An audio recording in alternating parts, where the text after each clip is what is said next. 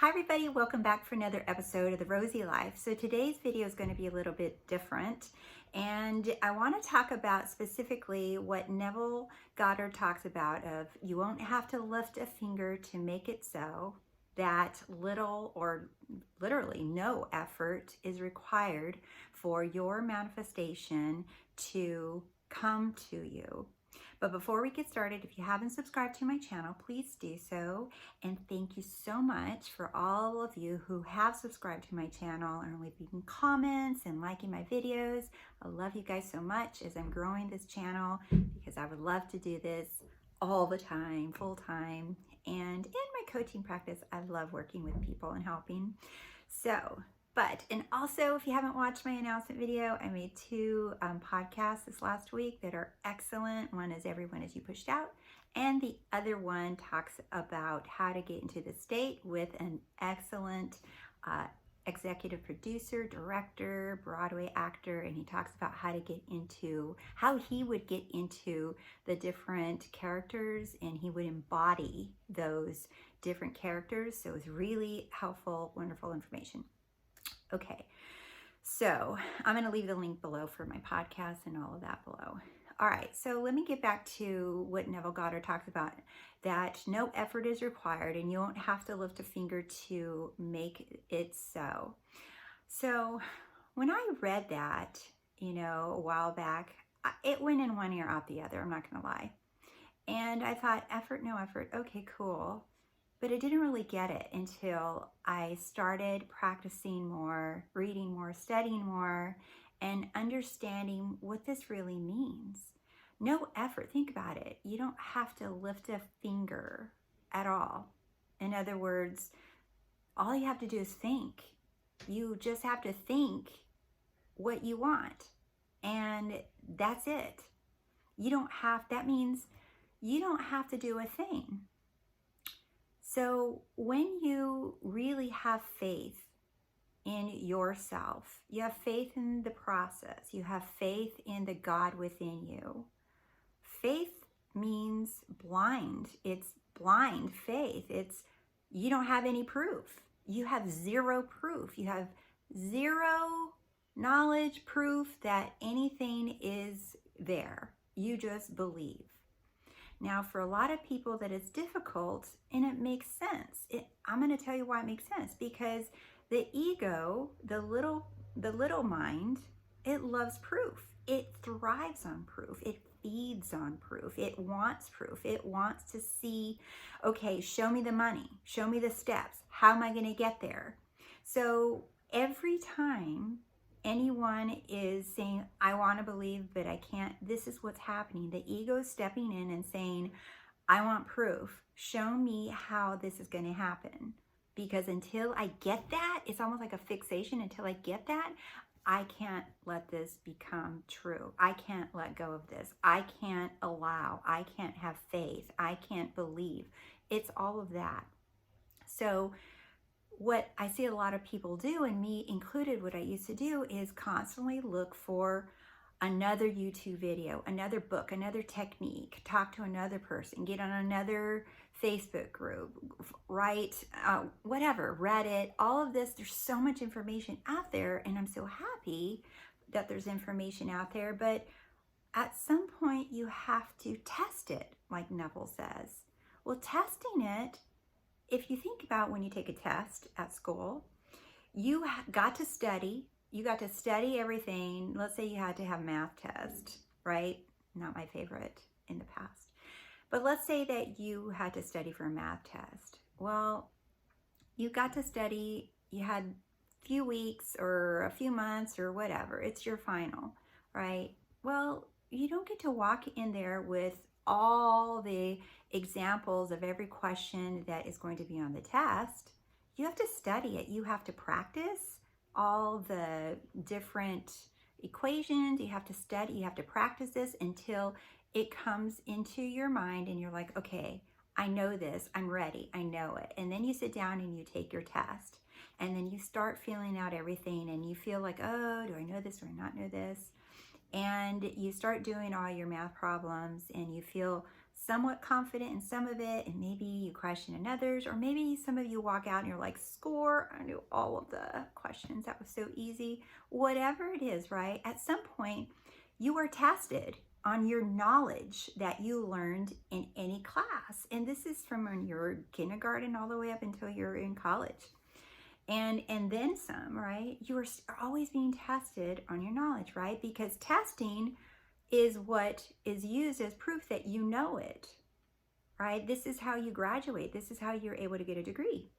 You have to prove that you know the information that you just learned. You said you know it. Okay, that's nice, but you have to show it and prove it. So sit down and take this test and show us and prove that you actually know what you said you learned.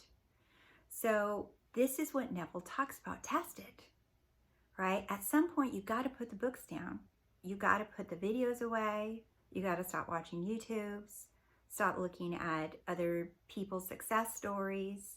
At some point, you have to test this, because if you don't test it, you will forever be hungry, because the ego mind wants more information, and it gets on this little hamster wheel of, I want more information, I want more information, I want more proof, I want more proof, and it'll never, ever, never, ever stop until you decide to stop, till you decide to say, I choose to believe. Even if I don't feel it, I choose to trust myself. I choose to understand this information. I intend to grasp everything that I have learned, even if it's just a little bit that you've learned up till now, or if you've been learning and practicing this stuff for years.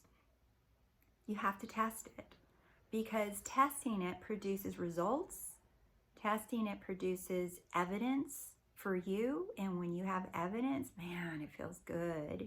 It feels really good when you see your own power in action in your own life. Instead of reading someone else's success stories, screw that. Create your own success story. Test this yourself. Build faith in yourself. Stop caring about what other success stories are going on. Start proving this for you. Because I know that I used to read success stories about different things, and I would get anxious and feel bad, or I judge myself. I'm like, well, what's wrong with me? Why can't I do it? And then I said, whoa, how about I just test everything that I know, and I show myself that I am powerful, because no one else has any. My power that I have within is no different than yours. All of us have the same ability to have it all, to have every single thing. None of us have different levels of power.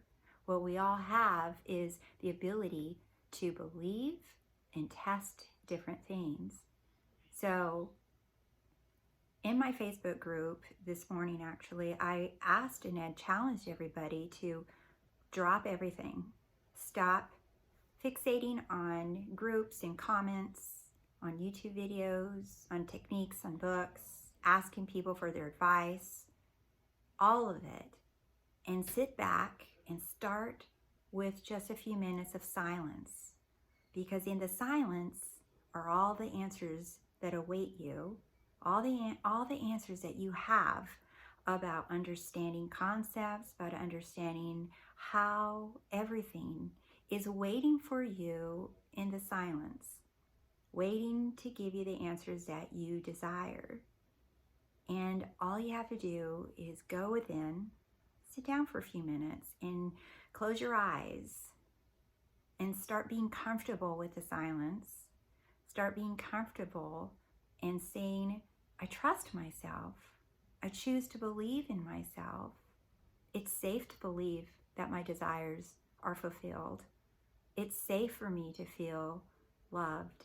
It's safe for me to know that I can believe in the God within me. I choose this. I intend to feel more trust in myself.